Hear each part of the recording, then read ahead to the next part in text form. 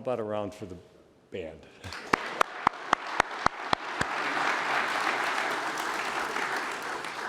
Thank you, thank you. Welcome, everyone. I'm Daniel Lewin. I'm President and CEO of the Computer History Museum.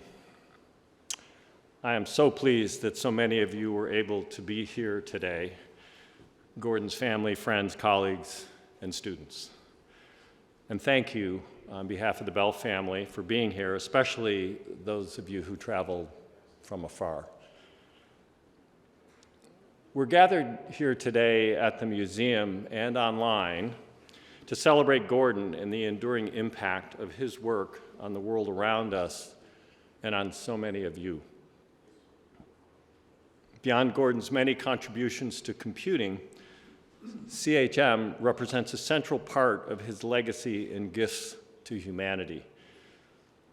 In fact, the room we're in here today is a testament to Gordon. It's called the Hahn Auditorium, named in honor of Eric Hahn and the Hahn family's significant contributions to the museum. I want to thank Eric and his family for that, and thank Gordon for being Gordon. You all should know, though, that Eric's gift was made in honor and out of respect for Gordon's generosity to Eric when he was a teenager. There's no doubt that each of you present today has a story about how Gordon moved you to make a difference in the world, our world, one that doesn't exist without computing. Think about it. We'll hear many of those stories today in the celebration of life, which was lovingly planned by Gordon's family. We'll hear eulogies from his family members, video tributes from those whose lives he made better, and recordings of Gordon himself. And what a gift it is to be able to come together here, and thanks to the Bell family, to allow us to celebrate such an extraordinary man. And at this time, I'd like to welcome Gordon's daughter, Laura Bell, to the stage to play In the Garden, which was his favorite hymn, as well as his mother's favorite hymn, Lola Bell. So, Laura.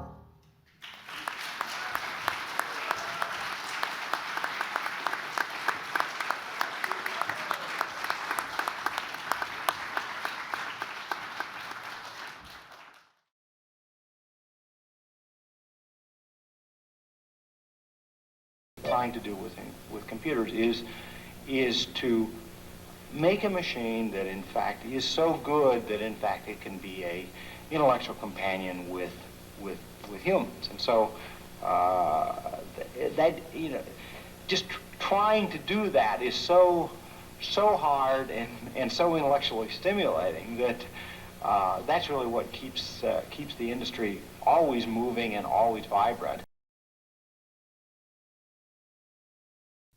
The big disasters really come from these marketing departments getting to a point where they're specifying to an engineer, you will build this. Here are the specifications. And what they do is really go out and read every other product spec and say, we'll want one of those, one of those. And it's got, of course, it's got to be cheaper, it's got to be faster than everybody else. And so it's an amalgamated things. Of course, there's no ideas in it. And when you amalgamate every idea and every other characteristic, functional characteristic in a product, why it's bound to be a disaster.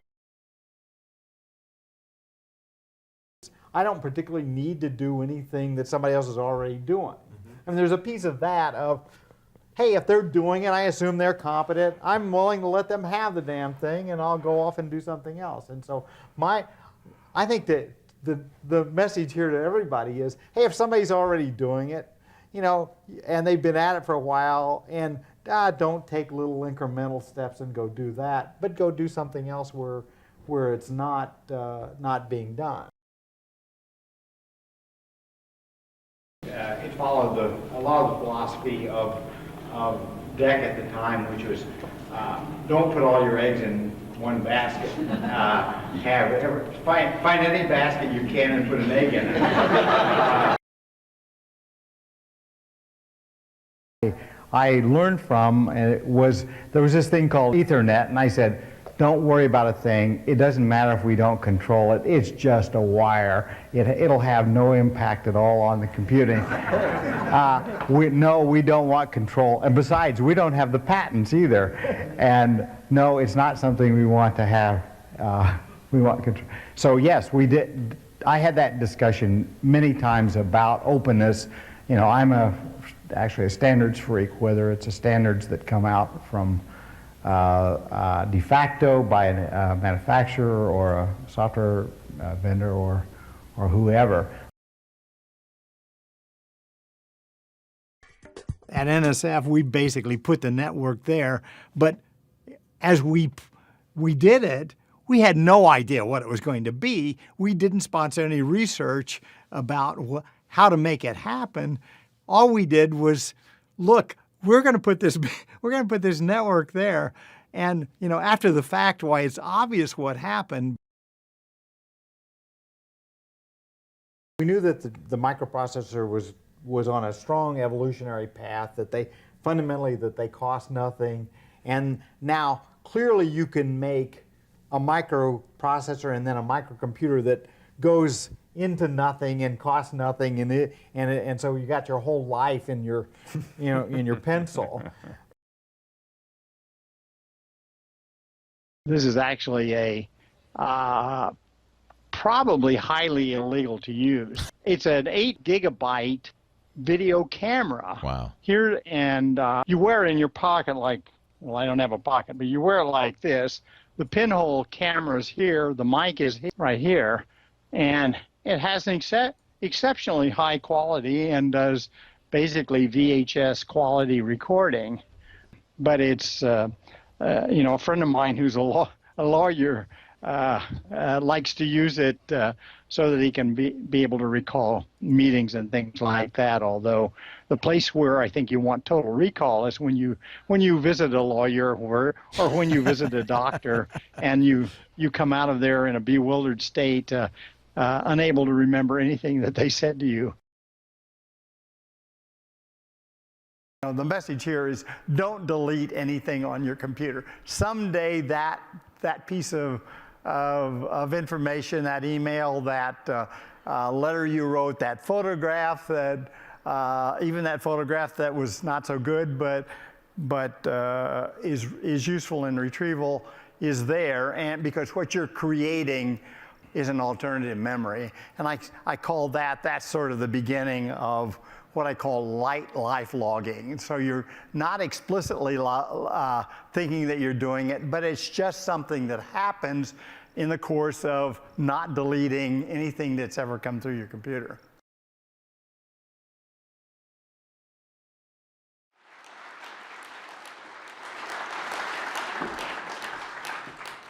So you know what, a reminder of not only how much energy and excitement, but how much fun Gordon brought to computing. Just watching that just makes me smile. I was a latecomer in Gordon's life, but he made a lasting impression in mine. You know, the first time I laid eyes on Gordon was in 1984 in the suburbs of Boston outside a restaurant. And he kind of pulled up in this Porsche, which was, as a young engineer, kind of a marketeer, really impressive. I still remember because it was a silver 911.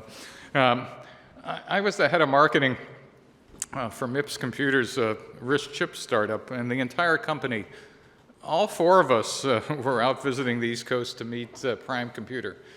I think it was Andy Knowles, who would become our first major customer. And I think the connection to MIPS, kind of lost in time, was when Gordon was the CTO of Encore, he encouraged the MIPS founders to start the company, thinking they could eventually provide the next processor for the Multimax computer. And I kind of vaguely remember John Hennessy saying something like, "We're having dinner with Gordon," and I got to tell you, even today, I'm embarrassed to admit I had no idea who he was. Like, who? And my only excuse is, you know, my career till then was West Coast centric. I had been limited to custom bit sliced multiprocessors and HP 2100s and Interdata 832s. Some of you might actually remember the Stone Age in computing, and Zilog microprocessors. But Gordon, as you all know, by 1984 was already a legend. VP of R&D at DEC. He designed some of the earliest mini computers and oversaw the creation of the VAX 11780. His work at DEC had revolutionized the computing industry and making powerful computing accessible. Even so, as we talked over dinner, to be honest, at first I couldn't understand a word he was saying. Until I realized, and for those of you who knew Gordon, he had 3 or 4 conversations going on simultaneously, and they were interleaved and asynchronous. And if you could keep them sorted out, it was kind of fun to keep up with them. I mean, you like kind of, oh, I get it, and then you kind of synchronized, and you realized half of them were brilliant, and half of them he was ordering dinner. But by dessert, I had become a member of the Gordon Bell fan club, and that was my first impression of Gordon. And serendipitously, it wasn't more than a year or a year and a half later, on a lunch break in Palo Alto, I ran into Gordon. He was out here for a tech knowledge board meeting for Ed Feigenbaum's company. And we had just started a supercomputer called Ardent. And I invited him over to meet the founders, who he knew from DEC. And by the end of the day, Gordon had become our founding VP of engineering, and another phase of my education, and actually my real education, was about to begin. Because as an entrepreneur in my 20s and 30s, I was lucky to have 3 extraordinary mentors, each brilliant in their own field, and each a decade or 2 older than me. And others taught me how to think or how to act, but it was Gordon who taught me what to think about. He could see the destination clearer over the horizon better than anybody else I had ever known to this date. The best part of my day was hearing him tell me about 3 ideas at a time, and me doing the same back to him. And he had an extraordinary instinct for guiding me away from the incredibly stupid ideas I had that would lead nowhere, and kind of nudge me to this path of, like, perhaps you ought to consider this. Now, for those of you who knew him well, Gordon had this great laugh, but it was actually the first guy I had ever heard who defined the word chuckle. Because Gordon would chuckle about, you know, some of the dumb things I would come up with when he was listening to some of my ideas. I have to tell you, that time with him, in that short period of time, set my brain on fire. While I had my head down as executing things and focused on my company, Gordon expanded my horizons to think about things that were possible. You know, at Digital, Gordon had developed a heuristic that attempted to predict the evolution of the next class of computers. I think some of you might remember he started with computers with the weight of a destroyer, and then they became the weight of something else, and he had predicted that, you know, chips would weigh almost nothing, and completely right. But when he left DEC, important to me, he created the Bell-Mason diagnostic to predict patterns in successful startups. Now, the idea that there was a pattern in startup success and failure would stick in the back of my head for decades and honestly shape the entire second half of my career. The whole lean startup movement came from Gordon's notion that we shouldn't be doing what we've been doing. It also came from his notion, by the way, that he believed marketeers were a denial of service attack on engineering. And as he was brainstorming some of the early ideas of what became the My Life Bits project, I was inspired to start a small version of my own, filming my daughters in the same spot on the couch for 18 years in a row and making a time-lapse movie of them.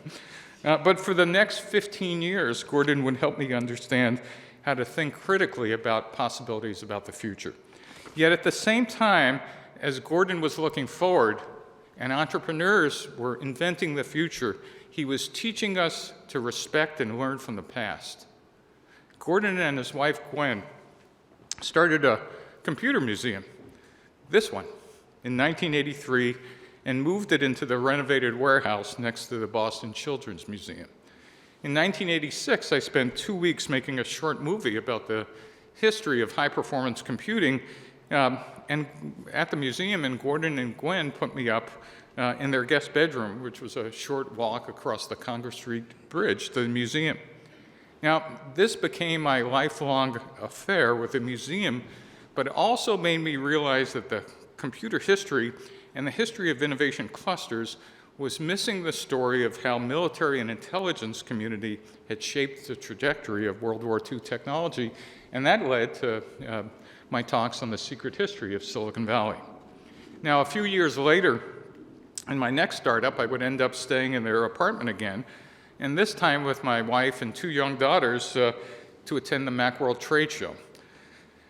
Unfortunately, my 2 young daughters were running around their apartment, and Gwen and Gordon still had some extra artifacts left and exhibited in their living room, and I definitely remember Gwen trying to remove Napier's bones and arithmometers from their hands, trying to explain to them that they weren't toys, though they actually made some pretty good toys. And for the next few years, we'd return, but the artifacts were safely hidden away.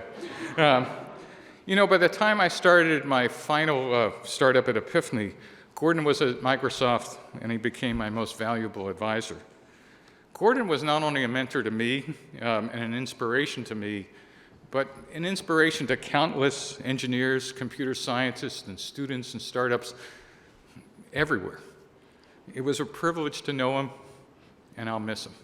So, thank you.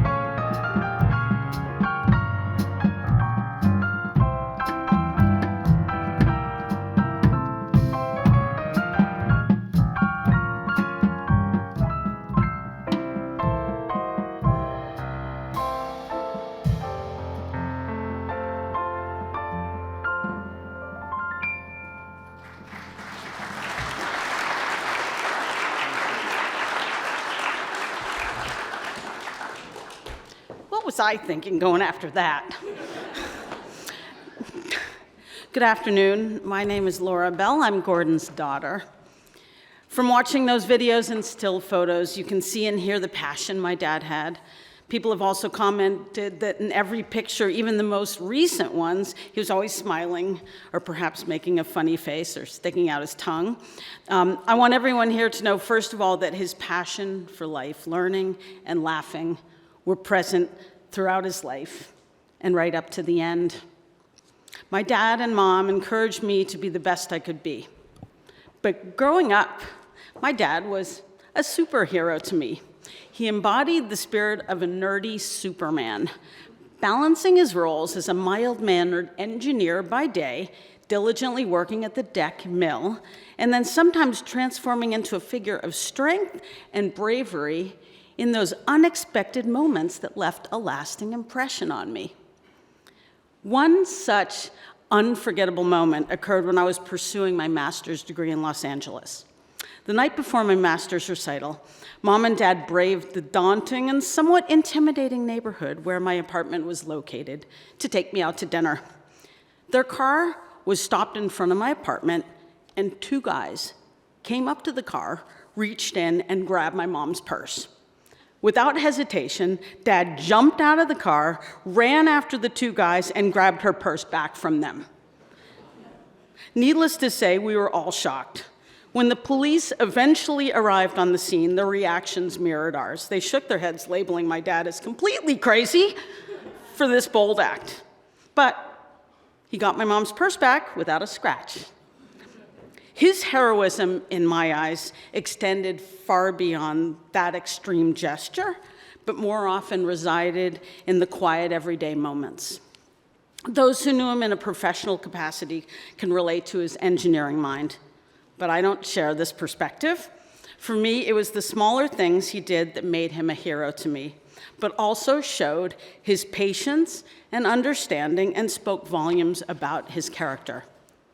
I recalled one such moment recently, maybe about a month ago. In our various homes growing up, we had one of those iconic Newton's Cradle balance balls, a delightful contraption that epitomized the joys of physics, swinging gracefully back and forth. Those toys were very popular in the 1970s. One day as a young child, I was playing with it repeatedly. Then, without realizing it, I had twisted the strings into an intricate mess that resembled a tangled nest. I totally panicked, realizing that it was beyond my capability to fix it. So with total fear, I sheepishly approached Dad, fully expecting his disappointment or anger at me.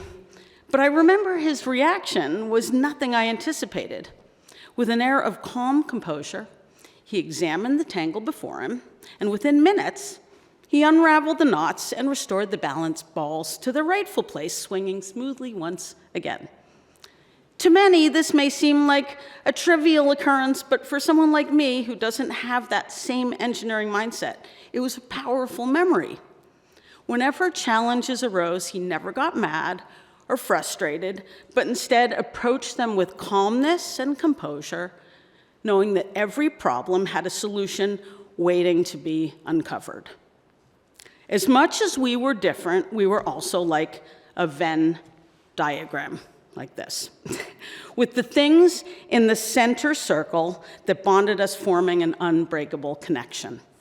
This intersection was amusingly enough marked by our shared love of chocolate. My mom worked hard at keeping junk food out of our house, so Dad and I had a secret.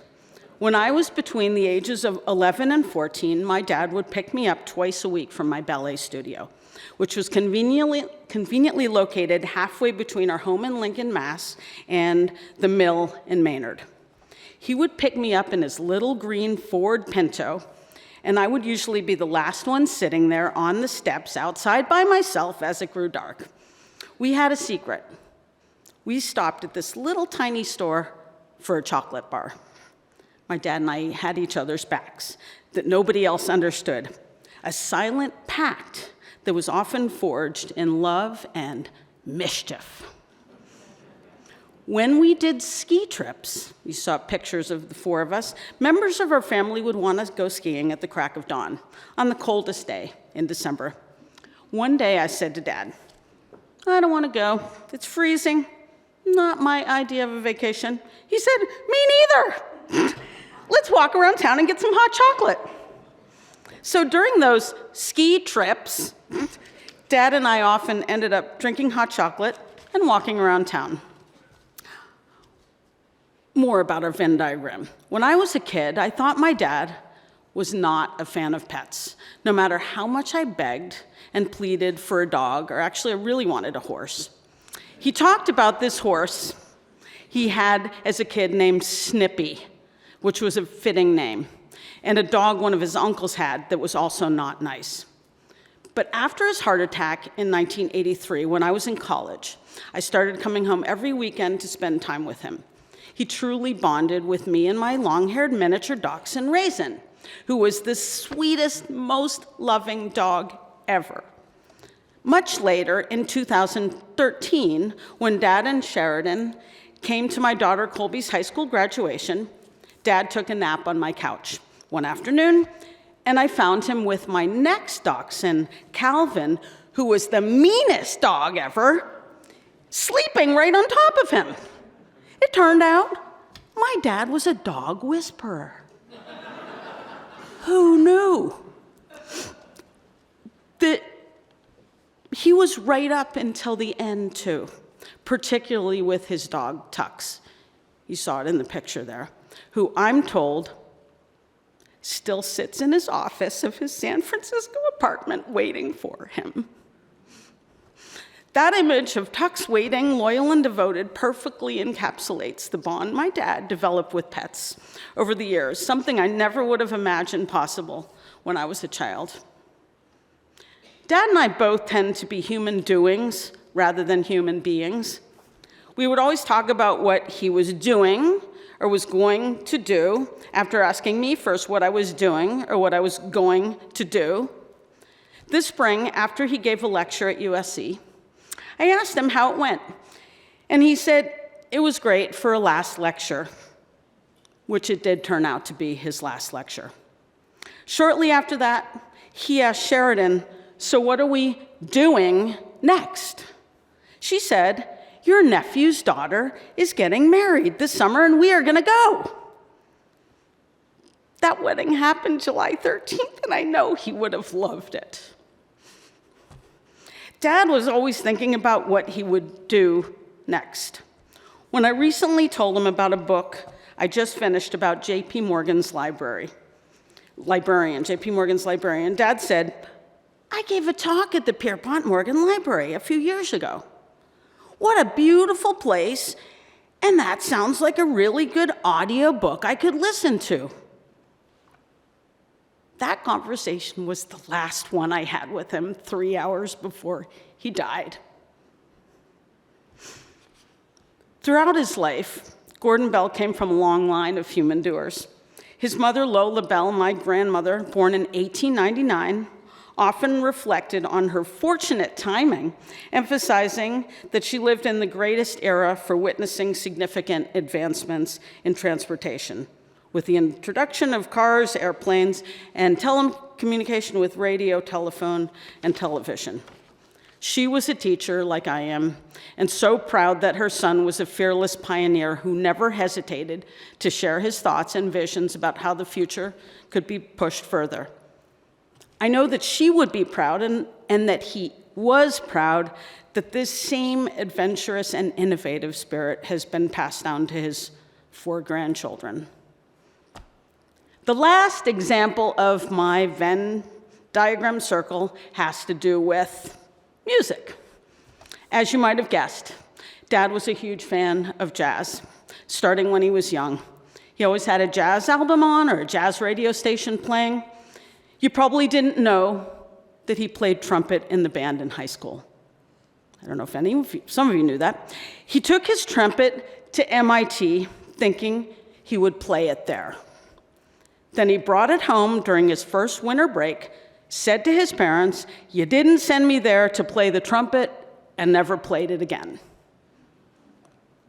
I still have his trumpet with his address, 109 East Burton Street, Kirksville, Missouri, hand-printed on the case. This trumpet is not just an instrument, it is a tangible reminder of my father's musical legacy and the creative energy that he passed down to me. Despite his professional responsibilities, my dad was always there to support me. He held high expectations and made it a point to attend all of my concerts, but often showing up with a briefcase full of papers. I can practically hear my mom saying, "Gordon, put those papers down, it's Laura's turn to play." Now I'm gonna play a piece that I learned in high school that he would hear me practicing as he worked late into every night. Dad particularly liked it because of his jazz elements.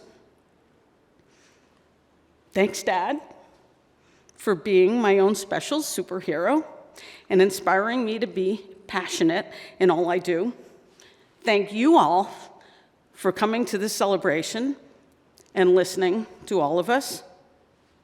Now, Gordon, close the briefcase, put those papers down. Laura's going to play the first piano prelude by George Gershwin.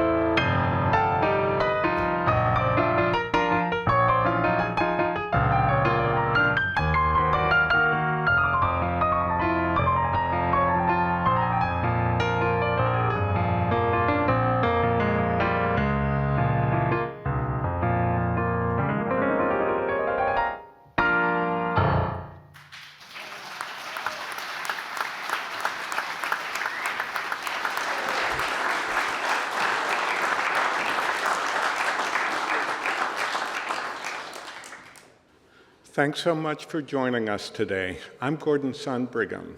My first vivid memories of Dad was of him reading to me at bedtime in our Concord, Massachusetts home. He often read from a well-worn hardcover book that was his own childhood copy of Aesop's Fables. The story I remember him reading most clearly was The Tortoise and the Hare. For those who don't know it, the tortoise and the hare enter a race against each other, and although the hare is faster and gets a quicker start, the tortoise wins the race through single-minded focus and determination.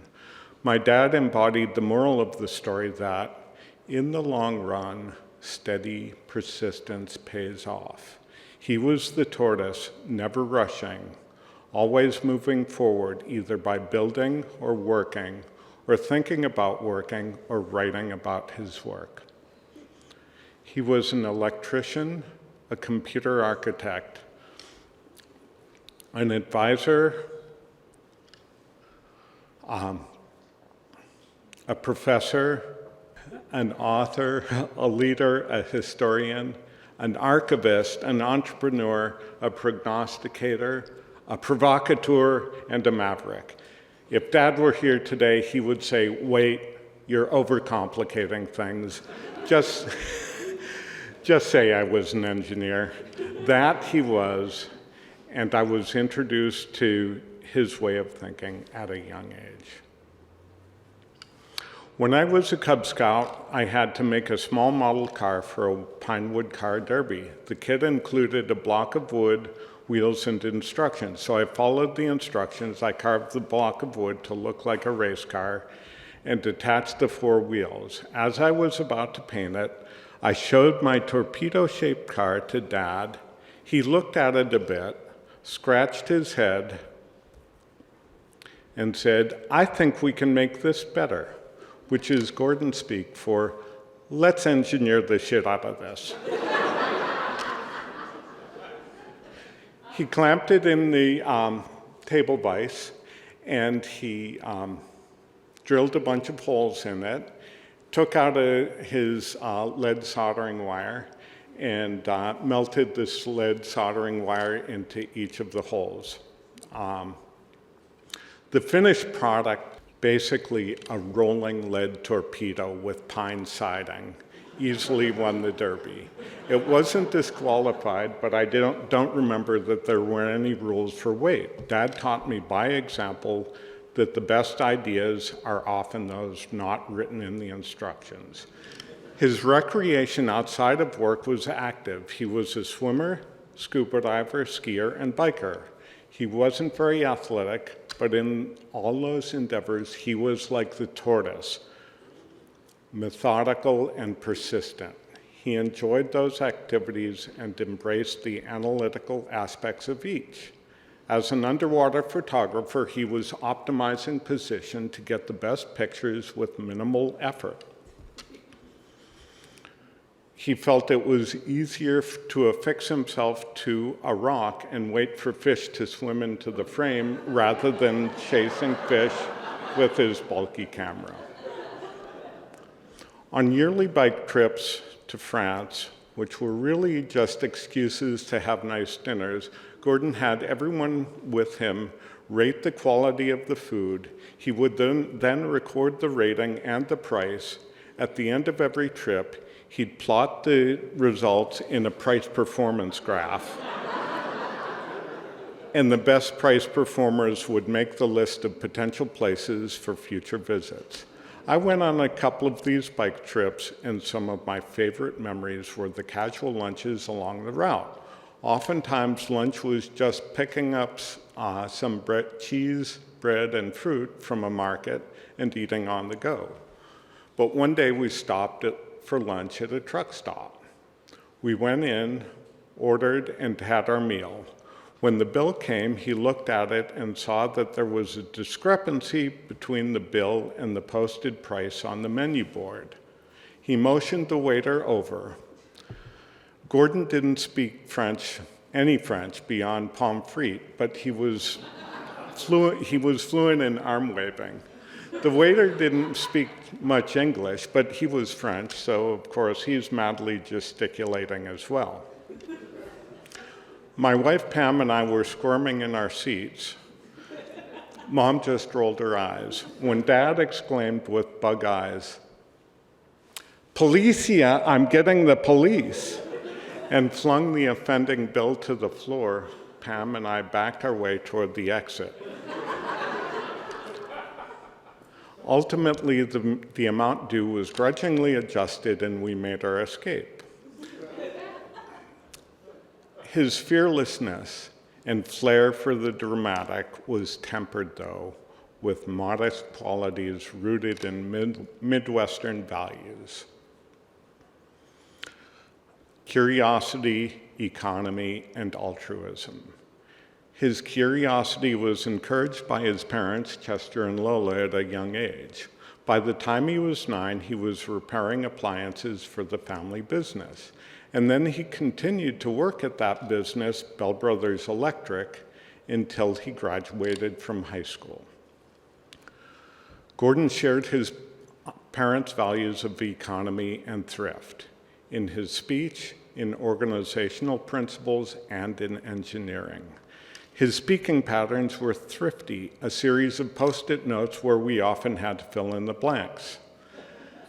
His favorite segue words were anyway to move to a new Post-it note, wait to interject, and okay, to finalize. Gordon had a knack for economically organizing his ideas into useful frameworks. A few of my favorites were a universal notation for defining computing structures, a diagnostic for evaluating the viability of startup companies, and a principle for determining when the computer industry is ready to move on to a new class of machines. Whenever I asked him for work-related advice, he would always advocate for simplifying approaches. He abhorred wasteful organization, superfluous meetings, and needless work. When he said, "I don't particularly need to do anything somebody else is already doing," he was being economical. Anyway, just as Lola and Chester remained community-minded and charitable throughout their lives, Gordon also had a strong altruistic spirit that played out in countless charitable acts. When I was in 3rd grade, a classmate of mine broke his leg and had to spend a few days in the hospital. Even though I didn't know the kid very well, Dad, empathizing with my classmate's plight, probably because he himself was bedridden for a long time as a child, took me to the hospital to deliver a couple of newly bought toys. An example of his altruism on a large scale was the suite of Gordon Bell Prizes that he sponsored through the ACM, the first starting in 1987, rewarding practical innovations in supercomputing. It was his way of driving progress in parallel processing, which he knew was a game changer. In 2021, Gordon instituted an ACM special prize for applying supercomputing to COVID-19 research over his concern for handling the pandemic. And then in 2022, he added another special prize, this time for applying supercomputing to climate change modeling because of his concern for future generations. Like his parents giving back in their community, creating prizes to address big picture issues was his way of giving back to society. In 2022, his altruism shone through at an individual level as he helped advance a nominee for the Turing Award by writing a recommendation and calling others to support the case. In 2023, that nominee, Bob Metcalf, won the award. Dad was ecstatic, as in the 1980s when he helped preserve the legacies of computer pioneers before him through his efforts at the Computer Museum in Boston. He again was promoting the legacy of others, this time of an industry peer. What I'll miss most about Dad was our judgment-free, wide-ranging conversations. Just as my first vivid memories of Dad was of him reading to me, my final memories with him also involved reading. In May of last year, we started our own little two-person book club, which served as a jumping-off point for lots of good discussions. The books we chose matched his unbounded curiosity, covering topics of world history, innovation, cryptocurrency, paleontology, botany, linguistics, and music. We would start a book at about the same time and agreed to talk about it only when we had both finished. Like the hare, I would often get off to a good start, but then skip reading for several days. Like the tortoise, Dad, through persistent daily reading, always finished the book first, and then I'd have to rush to finish so we could share our reactions with each other. His persistence paid off throughout his life, and his legacy persists Through his advancements in computing, his donations of computing artifacts, his advisory to startup companies, his books and seminal papers, and the wonderful memories he's given his family and friends. Again, thank you all for coming here today. Next up is a video from several of those friends. He was generally thought of amongst the other students as a leader, for sure. It was always considered a real treat if he asked anybody to take a ride with him on the motorbike. I can remember hearing it putt up to our house, and I'd go out there, and there he'd be. For the last, 25 or 30 years, we always talked on our birthdays. One year he would call me, and I would often call him because his birthday came first, and then he would call me 2 days later. And we'd finish the conversation, the annual conversation. He was a highly cherished and loyal friend. Gordon and I met about 70 years ago when we were assigned to be lab partners in an electrical engineering class. That was a great piece of luck for me, not so much for Gordon. You see, even in those early stages of his career, he was the consummate engineer. I, on the other hand, was an engineering klutz whose main boast was that I had caused a huge short circuit in a previous lab's history. For reasons unclear to me, Gordon stuck with me and pardoned all the labs we were to share on our way to degrees, including graduate school. We also shared living accommodations in that graduate year. I would not have gotten through my education without Gordon's help. I'm absolutely convinced of that. We each had obtained a Fulbright to Australia, so after graduation we headed down there and worked together in a university computer lab and eventually published a paper on our work. I had the good sense to get out of electrical engineering. Gordon had the good sense to stay. As college acquaintances do, we drifted apart after Australia, our paths occasionally crossing. I learned about portions of his work, sometimes by directly speaking with him, and other times by reading journals that described it, including the article that showed how he had strapped a camera to himself and was recording everything that happened to him all day long. Over the past few years, he has been a loyal reader and commenter about a blog I have been writing. I found his mind to be as sharp as ever, and his insights, well, as insightful as ever. It allows us to reestablish old ties and recall old history. From our discussions, it was clear he cherished his relation with Sheridan, whom I had the pleasure to meet at one time. And as far as his son Brigham is concerned, his pride was unbounded. Gordon was unique. He was smart. He was wise. He was creative.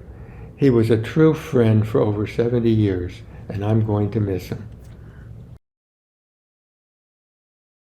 Gordon and I first overlapped in Australia at the University of New South Wales in 1959, over 60 years ago, where I was a graduate student and Gordon was a visiting scholar at the Computing Center.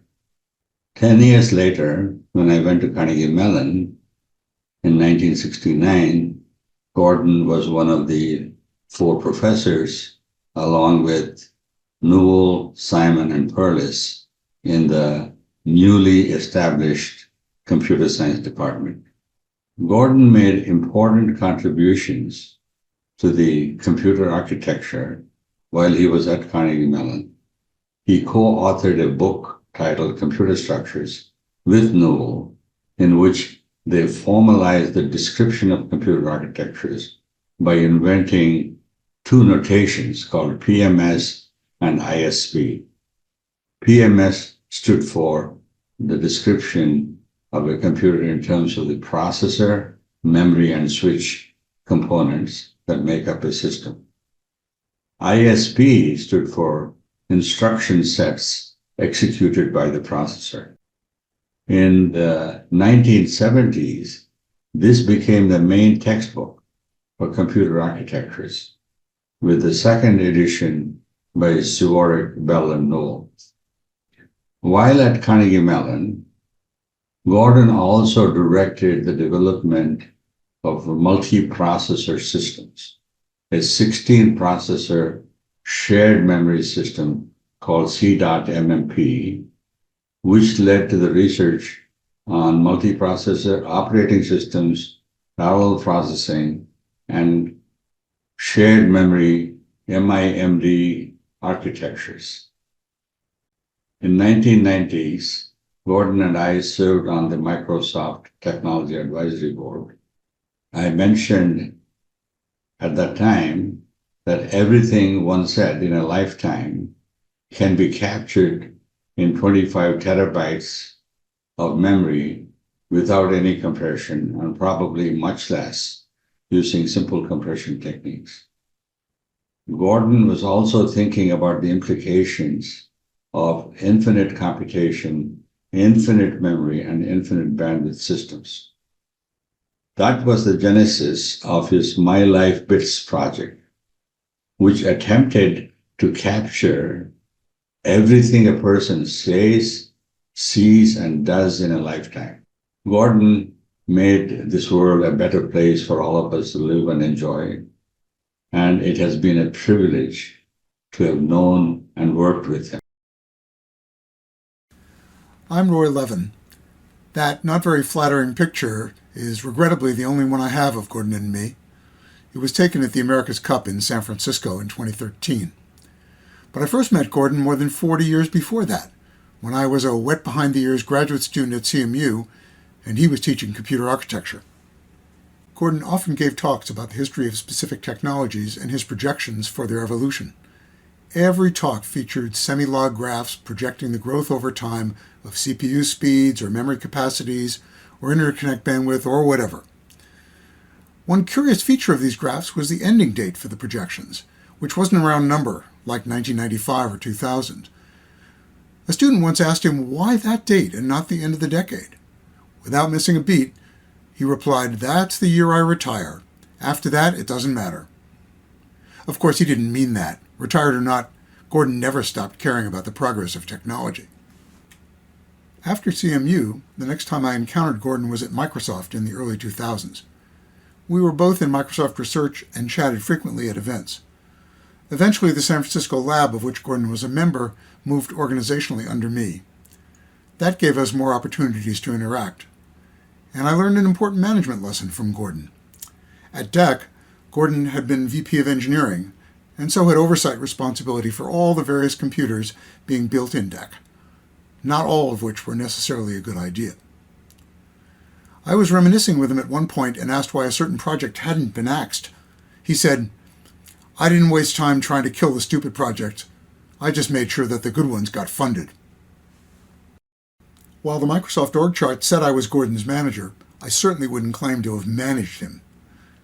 Gordon always had a clear sense of the direction he wanted to go and what he needed to get there, so the most I could do was to try to help. And mostly he didn't need my help, since he was an expert at Tom Sawyering others into working with him. A memorable example was Gordon's My Life Bits project, a pioneering attempt at what we now call life logging. His goal was to capture digitally everything that happened in his life and to be able to search it comprehensively. He couldn't build the entire system himself, so he collaborated with people in the Microsoft labs in San Francisco and in the UK.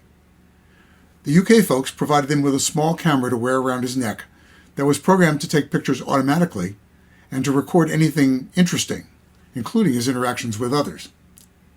As with so many things, Gordon was passionate about this self-inflicted experiment, and he delighted demonstrating what he could extract from his system. Life logging is now a thing. Gordon saw early on that it needed to be. He rolled up his sleeves, recruited helpers, and made it happen. Even after my retirement, I continued to have the pleasure of interacting with Gordon in my role as co-chair of the ACM Awards program. Sponsoring the ACM Gordon Bell Prizes for supercomputing, COVID-19 modeling, and climate change modeling was another of the many ways Gordon influenced others to create and improve technology for society's benefit. He always had a clear vision of how he wanted technology to progress, and in whatever context he was working, corporate engineering, research, academia, venture funding, he came up with ways to advance that vision through others. It was my privilege to observe, and in a small way participate in, a few of those technology advancement efforts. I learned from Gordon from one end of my career to the other, and along with much of the technology world, I will greatly miss him. I'm coming to you from Adelaide in Australia, and it's indeed a privilege to be able to spend a few minutes talking about my time with Gordon over a 50-year period in which he was my boss, a colleague, an amazing mentor, and an investor.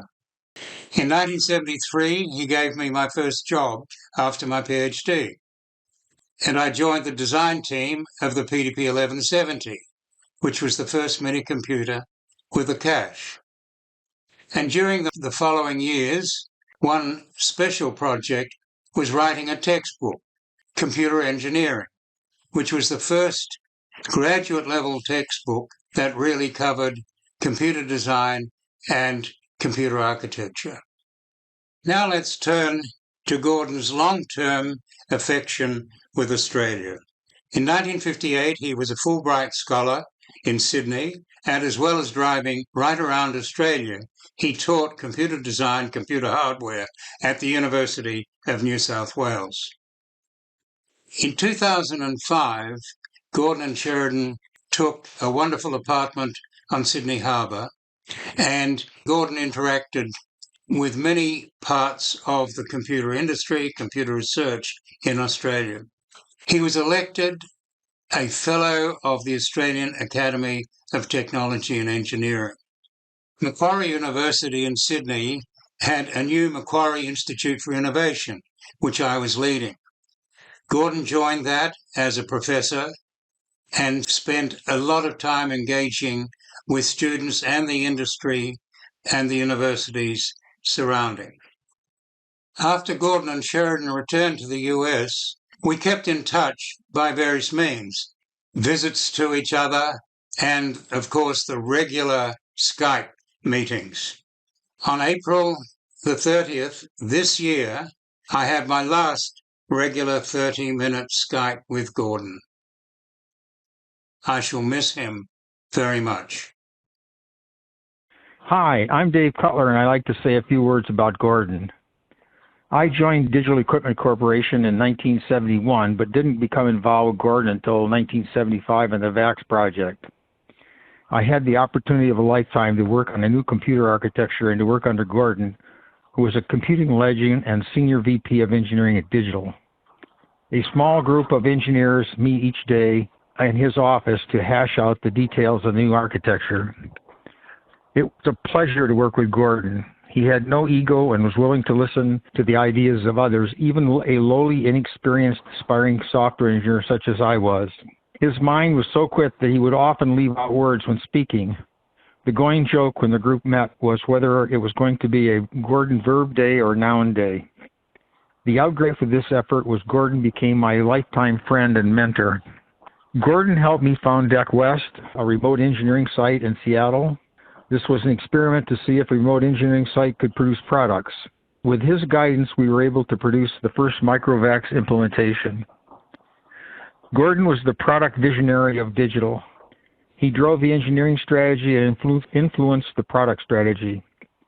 Sadly, he left Digital in the early 80s. This turned out to be a major blow to Digital's future. I eventually left Digital in 1988 to join Microsoft, and Gordon went off to help found several companies.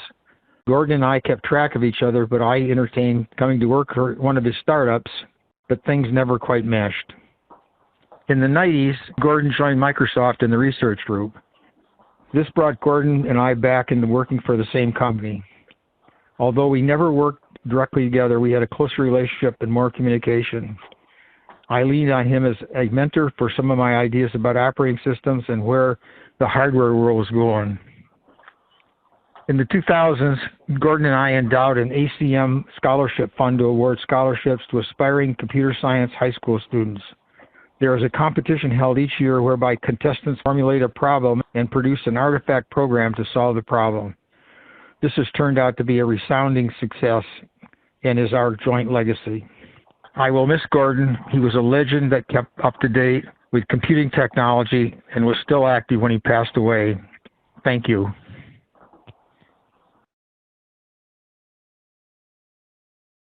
In 1984, Gordon contacted me and said he was starting a parallel processing company called Encore Computer. I said, Gordon, I don't really know anything about parallel processing. And then he started explaining to me what he meant. And the light bulb actually went off. I mean, he explained it so clearly that I understood immediately what he was getting at. And so I joined Gordon at Encore. That was a great experience. We started building a computer called the Multimax. The Multimax was a coherent shared memory multiprocessor. But, Gordon had other ideas. Once we started shipping the Multimax, Gordon realized that we could take a bunch of Multimaxes and tie them all together with a common bus, and we could produce a hierarchically structured, coherent shared memory multiprocessor. And it was that hierarchy that was the stroke of genius. So, but, we were a startup and, we couldn't afford to do everything we were doing. So he made a few phone calls and he made some calls to DARPA and to the Strategic Computing Program. And one thing led to another, that we had been awarded this $23.5 million contract, and I was the principal investigator, and I couldn't in good conscience leave Encore until that job was done. Here's the thought I want to leave you with. The idea for hierarchically structured, coherent shared memory multiprocessors started with Gordon. And it was his vision that drove us really to build this new architecture. Today, I want to point out that all modern servers are hierarchically structured, coherent shared memory multiprocessors. They have a bunch of cores on a bunch of processors. The processors fit on other motherboards. And so it's a hierarchy. All the memory is coherent. And today's server architecture all started with that observation by Gordon that we could do this. And you know what? He was right. So thank you, Gordon. Hi, everyone. Sorry I can't be there in person. I first met Gordon in 1986. I was interviewing for a role at Dana Computer, which then became Ardent, then Stardent. We were designing the first personal graphics supercomputer made out of high-density CMOS. I interviewed with the team, and at the end of the day, they made me an offer. I figured I was done and would head back to my hotel when in walks Gordon to close. I'm thinking to myself, oh my God, this guy wrote the freaking book.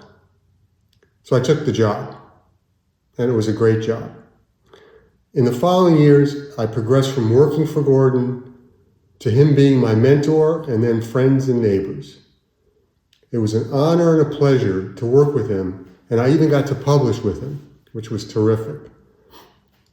Gordon was a fire hose of ideas, some good, some bad, some genius. Sorting was always the challenge.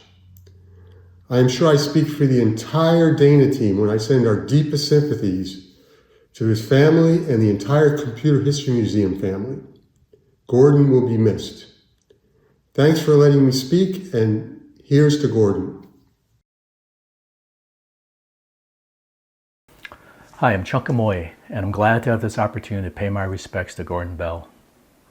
I've known Gordon for about 30 years, including when we worked together at Vanguard, a technology research program that I co-founded, and Gordon was an advisory board member, and at Diamond Technology Partners, a consulting firm where I was a managing partner and chief innovation officer, and Gordon was a fellow and a trusted advisor to our clients. Of the hundreds of technology conferences I've moderated, only once has anyone ever pulled a knife, and that was Gordon Bell, who did it during a heated discussion with a presenter. Thankfully, it was just a small knife, and he used it to cut the cord on his own microphone. It was a classic Gordon Bell moment. Friends of Gordon won't be surprised to learn that it was over a disagreement about systems design, an issue very close to Gordon's heart. Gordon challenged the scalability of the speaker's approach, but the speaker refused to concede, and after a few rounds of escalating exchanges, another participant, who felt the need to save the overmatched speaker, asked Gordon to please just shut up. Clearly lost for words, Gordon stood up, pulled out his trusted pocket knife, and chose to shut up by cutting the cord to his own microphone. Now, while Gordon's reaction was a bit over the top, the episode showcased Gordon's expertise, passion, and tenacity. No one in that room doubted the sincerity of Gordon's motivation or the gentleness of his nature. We all quickly recovered, and I handed Gordon another microphone, this time wireless. Gordon brought a boyish enthusiasm to every discussion, but he was also quick to zero in on strengths and weaknesses. He could be a bulldog, yes, but to his credit, he usually delivered critiques with a grin and a chuckle. When I met Gordon 30 years ago, he was already a technology legend. But over the years of our friendship and collaborations, what I was struck by was his curiosity, humility, and kindness. Gordon was what we at Diamond called a swan. He was smart, worked hard, and nice. From Gordon, I learned invaluable lessons on technology, management, investing, and even planning bike trips through France. Hint, optimized not just for distance and elevation, but for Michelin stars along the way. The most important lesson Gordon taught me was by example. It was that wisdom should always dovetail with humanity and humility. He was not only a technology wizard with keen business insights, he was a curious soul who never lost his joy of discovery. He made everyone smarter and better. Rest in peace, Gordon. Your life bits will live on in all of us. I knew Gordon Bell by reputation long before I knew him in person. As a Stanford computer science graduate student in 1971, I took Ed McCluskey's course on the design of computers and read Gordon's new book, Computer Structures, Readings, and Examples, which he wrote with Alan Newell. It was the perfect way to learn computer architecture by reading original papers and studying what had been done in the past. Fast forward 25 years, and I was now teaching that same course at Stanford. But sadly, the curriculum I was given to use had all the history removed. The students were being shortchanged by not learning all that had come before. In a moment of temporary insanity, I decided to respond by creating a Silicon Valley museum for the history of computers. I discovered that the only example in the world was TCM, the Computer Museum in Boston, which had been started originally at DEC in 1979 by Gordon and Ken Olsen. I got an introduction to Gwen Bell, who was running it, and visited in May of 1995. I saw the hidden back rooms that held historical computers not on display that the Bells had collected over many years. It was an amazing, important, one-of-a-kind international treasure. But the Boston Museum was in trouble, and it was pretty clear that it would not survive. I returned to California and continued planning my museum, trying to take what lessons I could from the Boston Museum. A month later, on June 14th, 1995, who should show up in my office at Network General but the legendary Gordon Bell himself? He had heard about my visit with Gwen and about my plan to start a museum. We spoke for several hours. Then he got to the point and told me, "Don't start your own museum. Create a Silicon Valley subsidiary of ours and reboot our original history mission.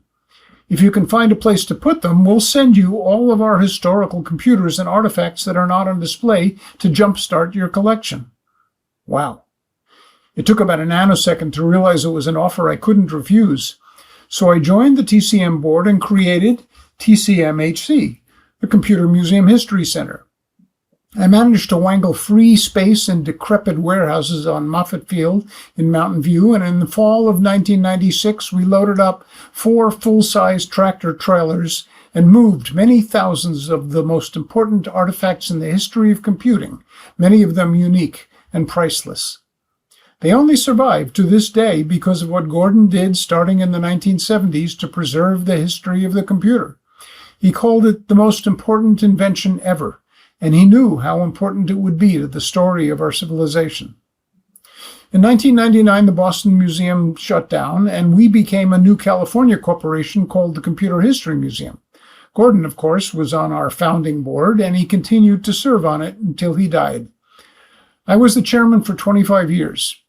As one of our trustees, Gordon was, as I learned, as he always was. He was brilliant. He was opinionated. He was persuasive. He wasn't always consistent, but he was always passionate. He pushed hard to make things happen, and the world is better for it.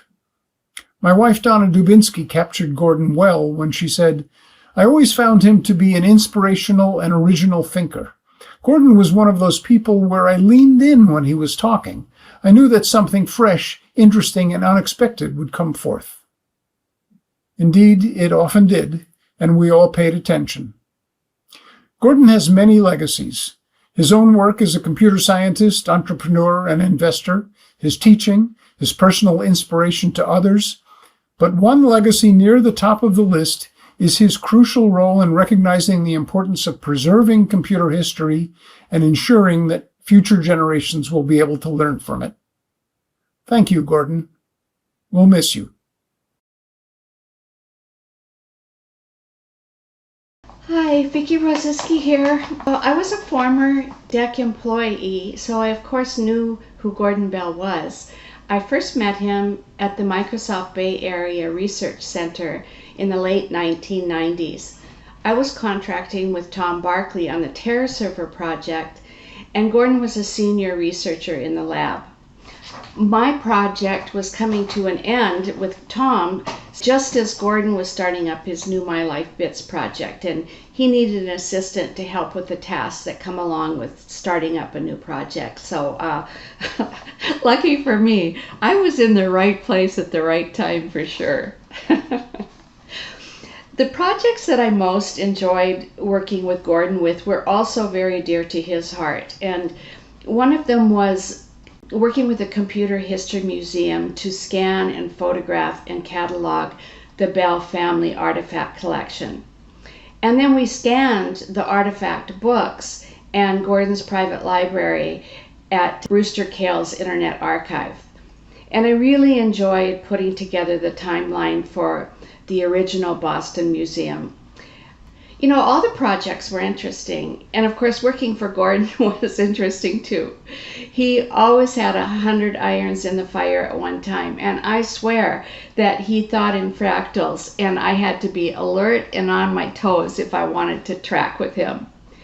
But I always appreciated that he gave me the freedom to be very creative and to find solutions and solve problems.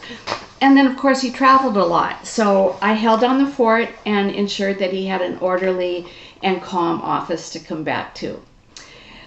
So, gosh, from day one, always something interesting, something new, always fun. Gordon, wherever you are, it was an honor and a privilege. Thank you so much for keeping me around as long as you did. I'm Daniel Shaddock, a co-founder of Liquid Instruments, one of the many startup companies that Gordon has helped over the decades. As you can probably tell from my accent, I'm one of the beneficiaries of Gordon's affinity for Australia. I first met Gordon after I came off stage at a startup pitch fest in Sydney. I was set upon by an enthusiastic crowd with questions and spent most of the coffee break jumping from one conversation to the next. But out of the corner of my eye, I noticed Gordon, waiting patiently, humbly, for the others to clear out. As a bell rang to call us back to the event, he introduced himself very briefly as an angel investor, shared a few opinions about Australian VCs, and then just asked if I needed help. I apologised I had to cut our conversation short to get back to the event, and that's when Gordon invited me to lunch at his apartment the following day, and only then did he hand me his card and I learned who he really was. I'm very glad to say I accepted that lunch invitation. Over the next few years, Gordon taught me and my co-founder, Danielle Wucinic, so much. His early belief in the potential of our ideas and our technology gave us the confidence we needed to be ambitious at a very precarious stage. His presence was an inspiration to the team, many of whom as computer science graduate students were already well aware of Gordon and his inventions. I was always surprised by Gordon's generosity with his time, his advice, and in connecting us with his impressive network of friends, colleagues, and really admirers. Today, Liquid Instruments is going strong, and it's not exaggerating to say that we might not still be around today without his help. Gordon and Sheridan showed us why angel investors have that name. When I was younger, it was easy to think that the amazing things that humanity had achieved were preordained, inevitable, or had always been thus. In knowing Gordon, learning about his work, his contributions, and his life, I realized that this isn't how things come to be. Our world was built by remarkable people like Gordon, with transformational ideas, a big heart, and the strength of will to make a difference. Although he will be deeply missed, I feel very blessed to have known him. Thank you, Gordon.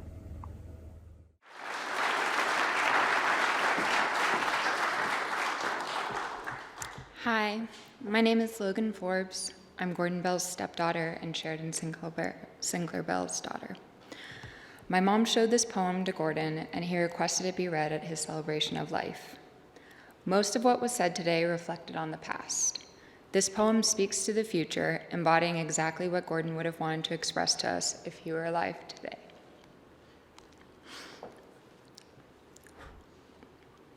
Poem for the living. Sorry.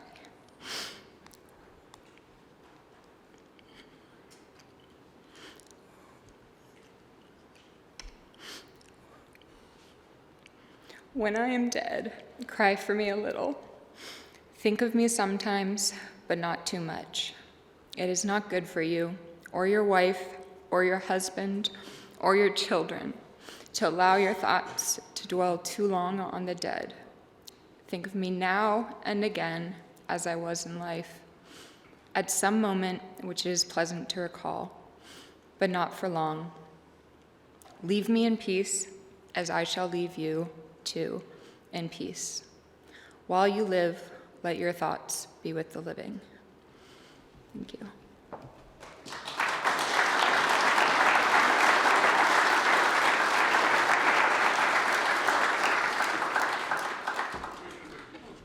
Thank you, Logan. And thank you to everyone who was part of today's celebration of Gordon's life. I've been struck by many things today. Comments by family and friends, and a few things stand out for me. First, so many extremely accomplished people have paid tribute to Gordon, each with a story that reflects upon the incredible insight and generosity he brought to their relationship on both personal and professional fronts. This is the very nature of a great teacher and friend, the willingness to listen, guide, learn, and grow at the same time. Next, Gordon's overwhelming desire to help the next generation of innovators. He kept pace with the times, he never tried to outrun what was possible, and he never wanted to work on something that someone else was doing, like the tortoise, steady and persistent. Today, someone called Gordon a legend who kept up to date with boyish enthusiasm, or as Brigham suggested, echoing the Midwestern values he was raised with, what Gordon would say about himself is probably the best placed comment of all. I was just an engineer. I was also struck by the perseverance that Gordon displayed in his life's work and the legacy of his generosity, the many colleagues, entrepreneurs, and others who benefited from knowing and interacting with Gordon, whether it was a noun day or a verb day. I'm struck by those who were co-opted into working on his Life Bits project and all those awards that he sponsored and all the nominations of peers for awards that they received. But most important, the thing that struck me today was his love. The love of chocolate, dogs, and jazz that he shared with Laura, and the love that everyone shared in their remarks about him. I also want to take a moment to share a few reflections of my own experience with Gordon. I had the pleasure of working with him for nearly 20 years at Microsoft, where we shared our mutual enthusiasm for helping entrepreneurs stand on the shoulders of giants. Only in Gordon's case, they were standing on his shoulders.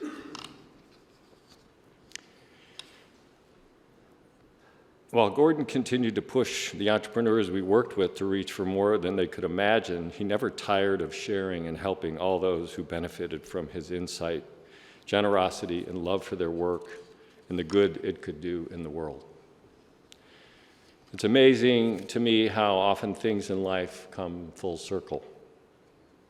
And that's how I came to be standing here before you as CHM's current leader. When I left Microsoft, I wanted to do something that I'd never done before. And leading a museum certainly fit that criteria. Being well aware of the My Life's Bits work and having visited the Computer Museum in Boston so long ago, I was primarily moved by Gordon's ambition for CHM to become a cyber museum. And while it's not fully completed, we're well on our way and motivated by him to ensure that the museum's collection is available to anyone, anywhere. Gordon's impact is felt every day by all of us who work or volunteer at the museum, and his legacy will live on for decades to come, impacting every visitor, researcher who comes to the museum's exhibits, programs, archives from around the country and around the world. And we thank Gordon's family for agreeing to let the museum archive his website as part of the permanent collection. Today, we honor Gordon's incredible personal, technological, and civic impact. And now, as the program draws to a close and the band plays on, I'd like to invite all of you to the reception in the grand foyer, just outside the doors of the auditorium, and to toast and celebrate a great man, C. Gordon Bell. Thank you.